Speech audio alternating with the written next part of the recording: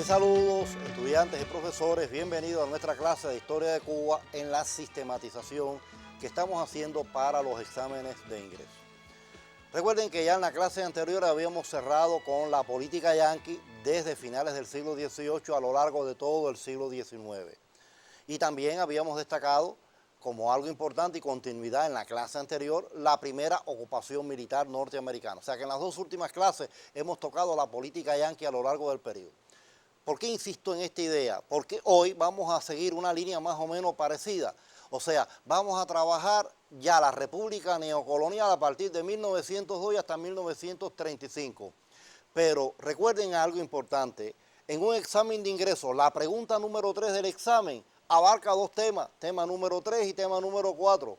Por lo tanto, hay temáticas que podemos fusionar y trabajarlas a lo largo de los dos temas, porque si es una única pregunta podemos trabajarlo desde ese punto de vista y esto nos da la posibilidad, siempre que se pueda, lo vamos a hacer. En este caso, la clase de hoy nos lo posibilita, porque vamos a hablar de la parte política, vamos a hablar de los gobiernos de la República Neocolonial hasta 1952, desde que comenzamos con el gobierno de Tomás Estrada Palma hasta el golpe de Estado que Fulgencio Batista le da al gobierno de Carlos Prío. Por lo tanto, estamos hablando de un gran periodo, pero claro, no vamos a profundizar en todos los gobiernos. Ustedes saben que hay una prioridad para el examen de ingreso. En esta etapa, en estos gobiernos de la República, hay tres de ellos que vamos a darle una prioridad. A Gerardo Machado, recuerden el llamado Machadato. Vamos a hablar del gobierno de los 100 días, que es una excepción dentro de los gobiernos de la República Neocolonial. Y cerraríamos este ciclo ya en el tema 4, por eso hablamos de la fusión de los dos temas para esta temática, donde vamos a hablar directamente de los gobiernos auténticos, Ramón Grau San Martín y Carlos Prío Socarrá. Sobre esta línea vamos a trabajar, y eso creo que es muy importante porque estamos sistematizando, estamos agrupando contenido, porque en definitiva estamos trabajando objetivos concretos para el examen de ingreso. Vamos a organizar, vamos a ver las temáticas y demás, y después, bueno, nos introducimos en esos gobiernos de la República Neocolonial. Ahí tenemos la clase 9, recuerden, miren ahí, capítulo 3 y 4. En este caso, vamos a tomar el capítulo 3 como referencia, ¿no? Las luchas sociales en el periodo del 99, pero lo vamos a llevar hasta el 52. Observen que ya yo estoy uniendo los dos capítulos para que se entienda la idea. Claro, ahí le aparece una imagen de varios de los presidentes de la República Neocolonial. Algunas fotos ustedes quizás las recuerden, otras para ustedes va a ser muy nueva. Específicamente, en la clase de hoy nos vamos a detener primero en esto. El gobierno de la neocolonia del 2 al 52, la dictadura de Gerardo Machado, una prioridad a este gobierno con sus particularidades, porque en una prueba, esa dictadura es una pregunta de 20 puntos. El gobierno de los 100 días, yo decía ahorita la excepción, es ese momento revolucionario, sobre todo por la labor que desarrolla en él Antonio Guiteras Holmes.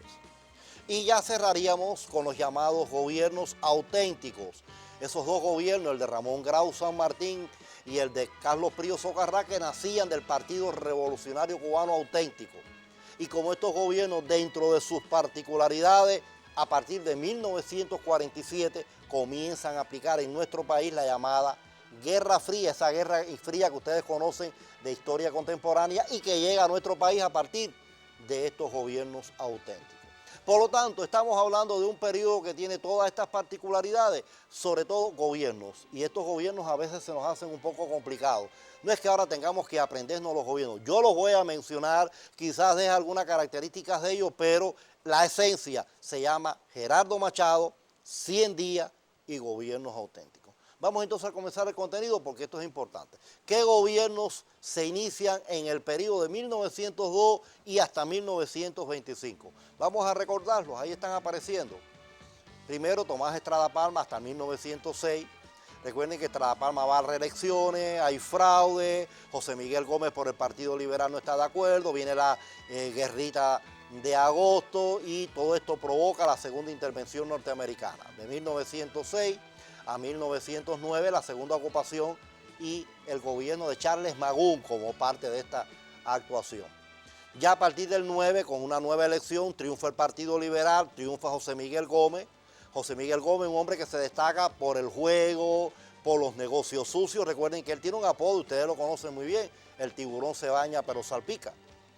Del 13 al 21, 2 periodos de gobierno, está Mario García Menocal, un hombre muy fiel a los intereses norteamericanos, tuvo todo el apoyo yanqui a lo largo de su gobierno, incluso por su política represiva, el pueblo lo llamaba el mayoral. Del 21 al 25 triunfa nuevamente el Partido Liberal, pero ahora en este caso con la figura de Alfredo Zayas. Alfredo Zayas entra en un periodo muy difícil en la historia de Cuba, una crisis de posguerra, una crisis que afectó mucho a la economía cubana, y la corrupción es un elemento rector de estos gobiernos, y sobre todo en el gobierno de Alfredo Zayas lo vamos a ver con mucha fuerza. Y en este gobierno tiene sus particularidades porque comienza la injerencia yanqui con la figura del enviado especial Enoch Crowe. Quiere decir que estos son gobiernos que se caracterizan en toda la etapa. Sin embargo, cuando hablamos hasta el año 25, estamos hablando de gobiernos que tienen sus particularidades, particularidades que vamos a ir definiendo. Por ejemplo, características del machadato. Creo que cuando hablemos de machadato vamos a encontrarlo todo. ¿A qué le decimos machadato nosotros? Vamos a pantalla. Le decimos machadato a ese periodo de gobierno. En 1925 se convocaron elecciones. Machado presenta por el Partido Liberal un programa llamado Agua, Caminos y Escuelas, donde él promete resolver grandes problemas del país. Tiene una gran aceptación popular, gana esas elecciones Geraldo Machado en 1925, pero este gobierno se va a caracterizar por elementos muy típicos que cuando uno los analiza rápidamente dice, bueno, estamos en presencia de ese sobrenombre, el machadato. ¿Cuáles son las características del machadato? Mírenlas en pantalla. La política económica, una política que tiene sus particularidades, sobre todo porque es una política económica entreguista, se llevan a la práctica los mecanismos de dominación yanqui. Política económica, recuerden que está el plan de obras públicas de Geraldo Machado, un plan de obras públicas que incluía una deuda porque se les pide un empréstito al gobierno norteamericano, un plan de obras públicas que incluyó la corrupción. Plan de obras públicas que cuando uno lo analiza, las obras desde el punto de vista de la ingeniería civil y la arquitectura, perfectas. Pues estamos hablando del Capitolio, estamos hablando de la carretera central, el Parque de la Fraternidad, la escalinata de la universidad, se amplió el malecón. O sea, obras monumentales que se convirtieron después en obras clásicas de la ingeniería cubana en el siglo XX. Por lo tanto estamos hablando desde el punto de vista de lo que reportaban para la vida del país, obras que no resolvían los problemas sociales, obras que llevaron a una gran corrupción. Y dejemos el ejemplo de la carretera central, todos los obstáculos y todos los problemas que esta carretera provocó, aunque resolvía un gran problema, la comunicación en todo el país, de oriente al occidente. O sea, que tenía sus altas y sus bajas, sus ventajas y sus desventajas. Pero estamos caracterizando un gobierno que está dependiendo de los grandes monopolios norteamericanos. Después viene el carácter entreguista, mírenlo allí en pantalla. Es lógico, si hay una dependencia de los monopolios norteamericanos y hay hechos que ustedes en el libro pueden demostrar, la actuación del gobierno de Geraldo Machado durante la 6ª Conferencia Panamericana que se desarrolla en La Habana, donde el gobierno de Machado apoya y se siente orgulloso de la presencia yanqui en el país. Y todo esto nos lo está demostrando. Cuando gana las elecciones y cuando se reelige, Machado va a ver la opinión y el criterio norteamericano. O sea, hay un carácter entreguista del gobierno. La prórroga de poderes, y es importante, esto es algo muy típico en este gobierno que no se da en otros. Machado le gustaba mucho el poder. Los primeros 4 años transitaron con todas sus particularidades, pero él decía que 4 años más eran muy poco. Y lo primero que hace es aplazar la Constitución de Lurio y hacerle reformas, donde amplió incluso el poder de 4 años a 6 años el poder del presidente, con la posibilidad de una segunda vuelta. O sea, ya no serían 8 años como estaba estipulado en la Constitución, sino serían 12. Pero después que el presidente terminara sus 12 años, podía convertirse en un senador vitalicio. O sea, iba a estar siempre en el gobierno. Y lo más curioso de todo ello, él dice que como es una nueva forma de ver el gobierno, él los primeros 4 años que estuvo en el poder no los va a contar. Él los va a contar a partir de 1928 cuando comience a aplicarse la prórroga de poder. O sea, que va a estar en el poder por sus cálculos 16 años y después senador vitalicio. O sea, que hay cambios. Esta prórroga de poderes nos está demostrando el interés de Machado de mantenerse en el poder, pero utiliza vías porque hay partidos que no están de acuerdo. Y Machado dice, bueno, el que no me apoye es ilegal. Aplica el llamado cooperativismo. Si tú no me apoyas, tú no puedes ser legal. Y yo te legalizo, y varios partidos políticos fueron ilegalizados porque no apoyaban a Machado. Todo el mundo tenía que apoyar a Machado como política, si no, eras ilegal, tenía que pasar a la clandestinidad. Pero además es una cosa muy típica de aquella época, es los llamados adulones.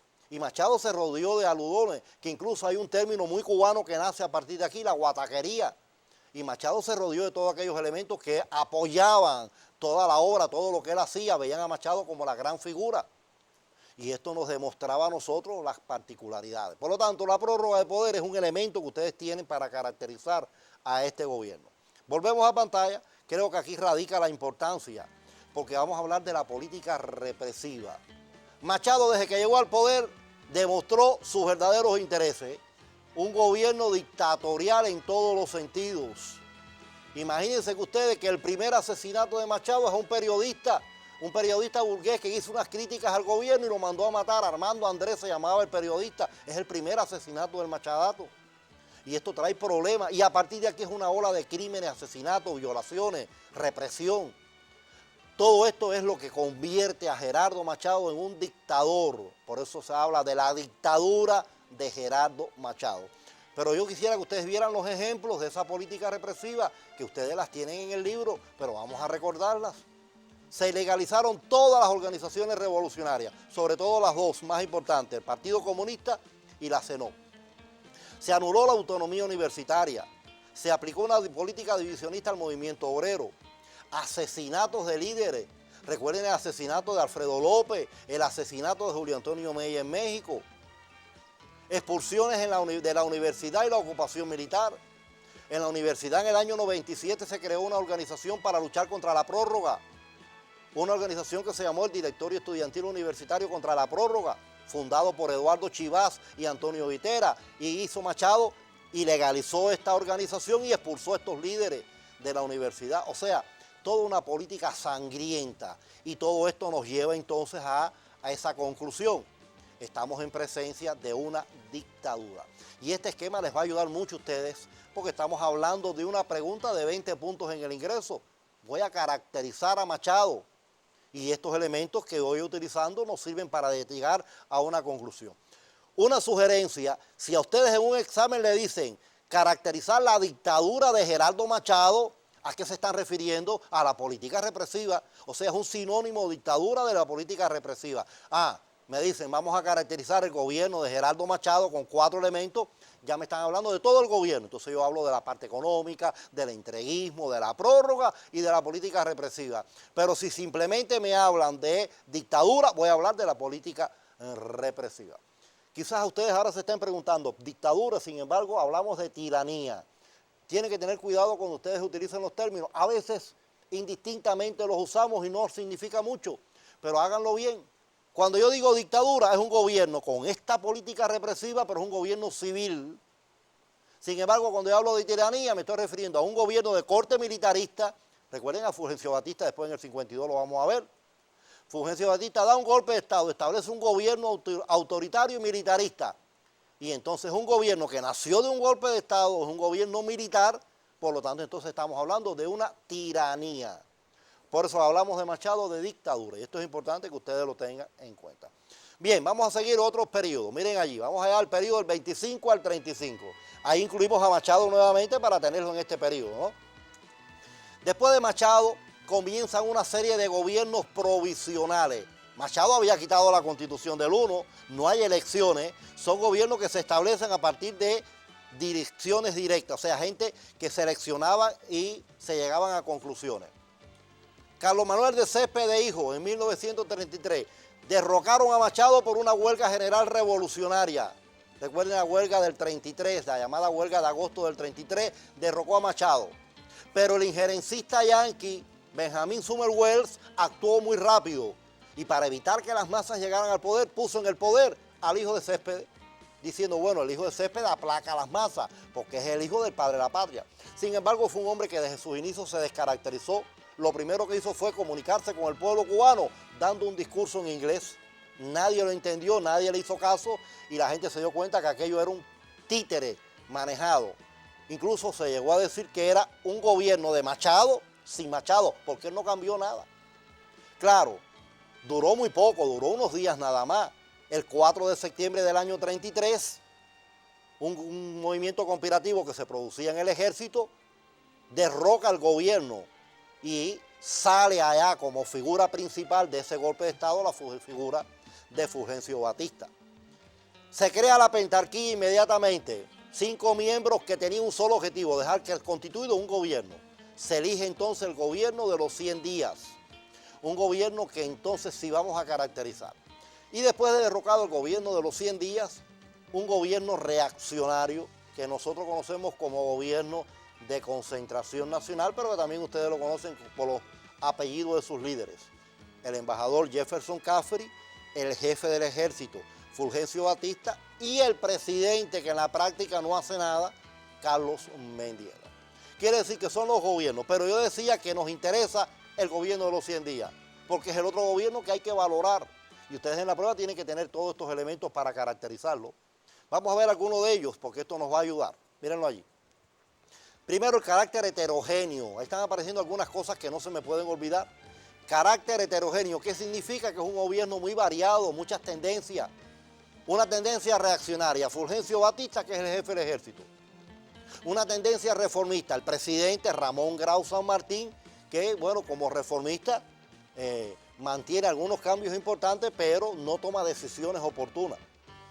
Y una tendencia revolucionaria donde está el joven Antonio Guitera, que en la práctica ahí están las medidas que se toman, son medidas tomadas por Antonio Guitera. Algunas de esas medidas eran tan profundas que el presidente temía y no las firmó, y muchas de ellas se aplicaron sin la firma del presidente. Medidas incluso que tenían algunas hasta proyecciones antiimperialistas, las medidas del gobierno. Pero el gobierno comenzó a presentar dificultades. Primero, la presión de Batista, la actuación de Batista, que lo que Guiteras aprobaba, Batista lo reprimía. Guiteras aceptó la creación de los soviets en los centrales azucareros, Batista venía detrás y lo reprimía. Guiteras aceptó que se enterraran las cenizas de Mella y vino detrás Batista y reprimió donde muere el pionero Paquito González. O sea, que el militarismo y la política reaccionaria de Batista es una particularidad de este gobierno que ustedes tienen que darle énfasis. La actuación norteamericana. Primero vimos a Benjamín Summerwell cuando Machado, que se mantenía aquí. Guitera lo expulsa del país. Pero en diciembre del 33, Estados Unidos cambia a este embajador norteamericano y envía a Jefferson Caffery, que rápidamente se alía a Batista y dan un golpe de Estado al gobierno de los 100 días, iniciándose un gobierno reaccionario. Pero cuando está el gobierno de los 100 días, Estados Unidos no lo reconoce y amenazó con una intervención militar. Observen cuántos detalles tenemos que tener en cuenta cuando caractericemos al gobierno. Mencionar algunas de las medidas, pero hay algo que ustedes pueden utilizar. La falta de unidad que se dio en el gobierno de los 100 días entre las fuerzas revolucionarias. O sea, no se creó un frente de lucha que apoyara la obra de Guiteras. Sobre todo porque nuestro Partido Comunista de aquella época padecía de un mal internacional, que es el llamado izquierdismo. El izquierdismo es una enfermedad que existía dentro de los partidos comunistas en el mundo, que no reconocían la lucha de la pequeña y la mediana burguesía. Imagínense ustedes, Guiteras es de la pequeña y mediana burguesía cubana, y entonces el Partido Comunista, a la hora de tomar una decisión que decía que Guiteras era igual que Batista, y a la hora de condenarlo, condenaba a los dos por igual, y esto frenó. Guiteras tomaba medidas y el partido no las reconocía. Y entonces esto creó divisiones en el movimiento revolucionario y Guiteras se vio aislado dentro del gobierno hasta que llegó el golpe de Estado que derrocó el gobierno. O sea, miren cuántos elementos ustedes tienen para demostrar. Volvemos a pantalla y ahí yo les orientaba este estudio independiente que lo pueden apoyar. Apoyados en las ideas del esquema, este que está allí, escribe un párrafo donde caracterice con 5 elementos el contenido del gobierno. Esto es una pregunta de prueba de ingreso que estamos hablando. O sea que utilizando el esquema, ustedes seleccionen 5 elementos que le diga a ustedes el contenido del gobierno. Pero seguimos. Vamos a los gobiernos del 35 al 40. Recuerden que a partir de ahí está el gobierno de concentración nacional que había establecido un gobierno muy provisional que duró horas nada más, el gobierno de José A. Barnet, fue un gobierno de tránsito.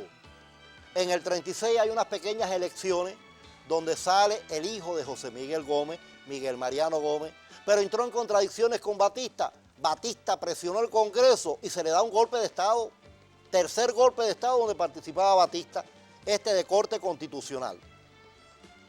A finales del 36, al ser destituido Miguel Mariano, entra el vicepresidente y ocupa las funciones de presidente. Me estoy refiriendo a Federico Laredo Bru, que está del 36 al 40, que con él coinciden muchas cosas.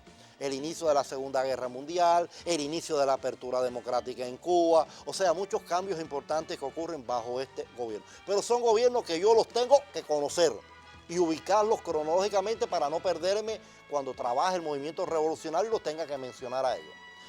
Porque entonces entraríamos en los gobiernos del 40 al 52 y ahí sí nos vamos a detener.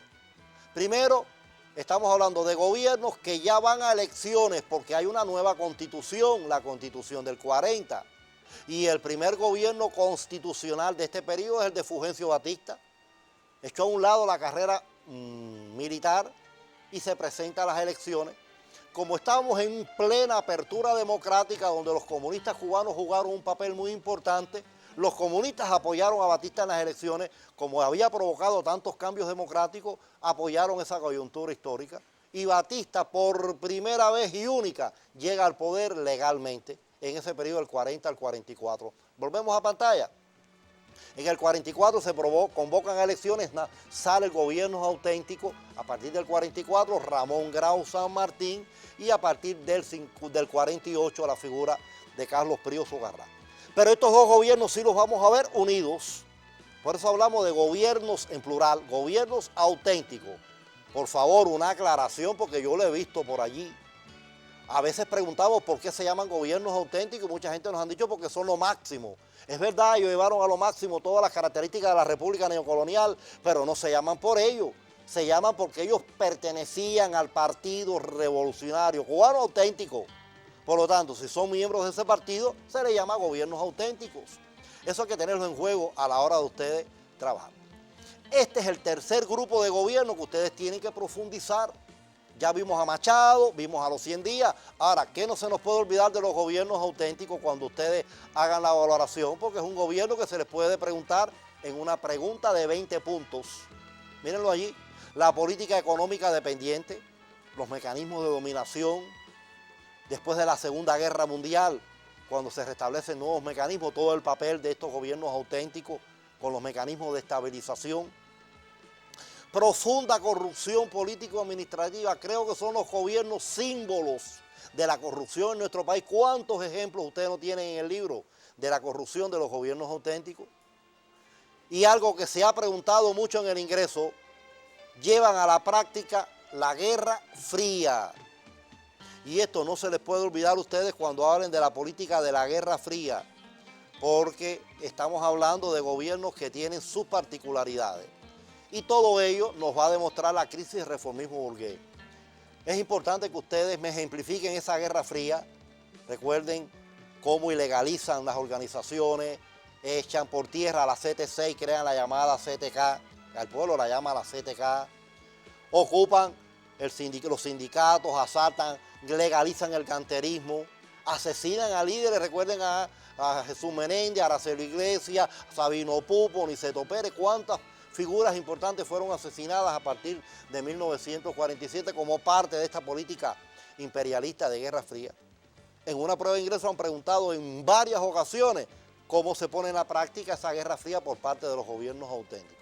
Por lo tanto, es importante que ustedes tengan en cuenta cada una de estas ideas. Estos son algunos lineamientos que yo había querido orientarles a ustedes. Recuerden que es muy importante el trabajo de mesa que ustedes hagan con sus profesores, pero estas sugerencias son válidas porque nos orienta. A veces hay cosas que descuidamos, no las tenemos en cuenta y a partir de la sugerencia nos percatamos que es importante y entonces vamos allí a trabajar con ellas. Creo que estas sugerencias les sirvan de base en el trabajo que hagan en el aula. Ya la semana próxima nos vamos a adentrar en algo muy importante, la actuación norteamericana ¿Y qué vamos a trabajar? Los mecanismos de dominación. Y vamos a seguir la misma línea, los mecanismos a lo largo del tema 3 y tema 4, con todas sus particularidades, donde vamos a hablar de 2 guerras mundiales y cómo influyen esas 2 guerras mundiales en la vida económica del país. Sin más, entonces, nos despedimos hasta la próxima clase.